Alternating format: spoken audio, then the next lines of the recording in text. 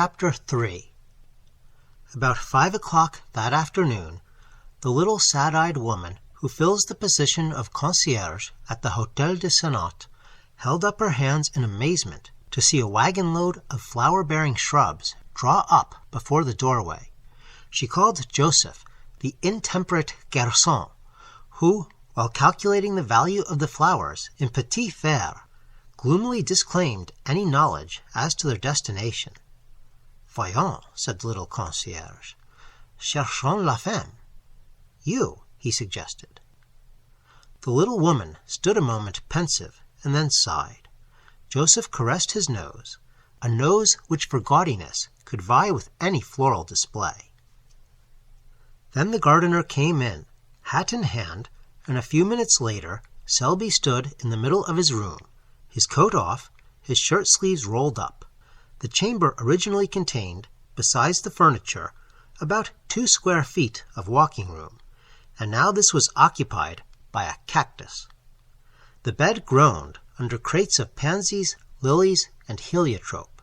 The lounge was covered with hyacinths and tulips, and the washstand supported a species of young tree warranted to bear flowers at some time or other. Clifford came in a little later, fell over a box of sweet peas, swore a little, apologized, and then, as the full splendor of the floral fete burst upon him, sat down in astonishment upon a geranium. The geranium was a wreck, but Selby said, "Don't mind," and glared at the cactus. "Are you giving a ball?" demanded Clifford. "No, I'm very fond of flowers," said Selby, but the statement lacked enthusiasm. "I should imagine so." Then, after a silence, "That's a fine cactus." Selby contemplated the cactus, touched it with the air of a connoisseur, and pricked his thumb. Clifford poked a pansy with a stick.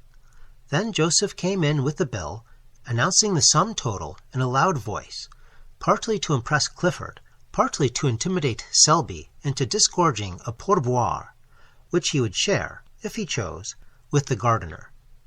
Clifford tried to pretend that he had not heard, while Selby paid bill and tribute without a murmur.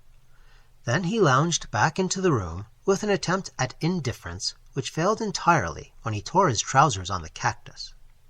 Clifford made some commonplace remark, lighted a cigarette, and looked out the window to give Selby a chance.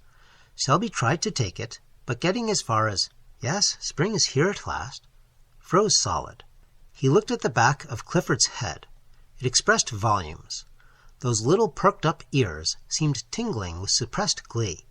He made a desperate effort to master the situation, and jumped up to reach for some Russian cigarettes as an incentive to conversation, but was foiled by the cactus, to whom again he fell a prey.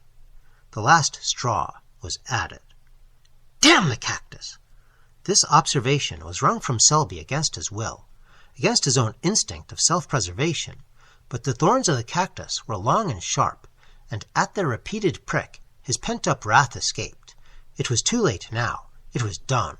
And when Clifford had wheeled around, "See here, Selby, why the deuce did you buy those flowers?" "I'm fond of them," said Selby. "What are you going to do with them? You can't sleep here." "I could, if you'd help me take the pansies off the bed." "Where can you put them?" "Couldn't I give them to the concierge?" As soon as he said it, he regretted it. What in heaven's name would Clifford think of him? He had heard the amount of the bill.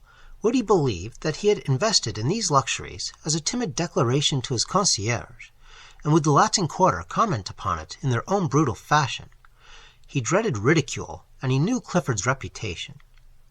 Then somebody knocked. Selby looked at Clifford with a hunted expression which touched that young man's heart. It was a confession, and at the same time a supplication. Clifford jumped up, threaded his way through the floral labyrinth, and putting an eye to the crack of the door, said, "Who the devil is it?" This graceful style of reception is indigenous to the Quarter. "It's Elliot," he said, looking back, "and Rowden, too, and they're bulldogs." Then he addressed them through the crack. "Sit down on the stairs. Selby and I are coming out directly." Discretion is a virtue. The Latin Quarter possesses few, and discretion seldom figures on the list. They sat down and began to whistle. Presently Rowden called out, "I smell flowers. They feast within." "You ought to know Selby better than that," growled Clifford behind the door, while the other hurriedly exchanged his torn trousers for others. "We know Selby," said Elliot with emphasis. "Yes," said Rowden. "He gives receptions with floral decorations and invites Clifford while we sit on the stairs." "Yes, while the youth and beauty of the quarter revel," suggested Rowden. Then, with sudden misgiving, "Is Odette there?" "See here," demanded Elliot. "Is Colette there?" Then he raised his voice in a plaintive howl. "Are you there, Colette, while I'm kicking my heels on these tiles?" "Clifford is capable of anything," said Rowden. "His nature has soured since Barrée sat on him." Elliot raised his voice. "I say, you fellows, we saw some flowers carried into Barrée's house at noon." "Posies and roses," specified Rowden. "Probably for her," added Elliot, caressing his bulldog. Clifford turned with sudden suspicion upon Selby. The latter hummed a tune, selected a pair of gloves, and, choosing a dozen cigarettes, placed them in a case.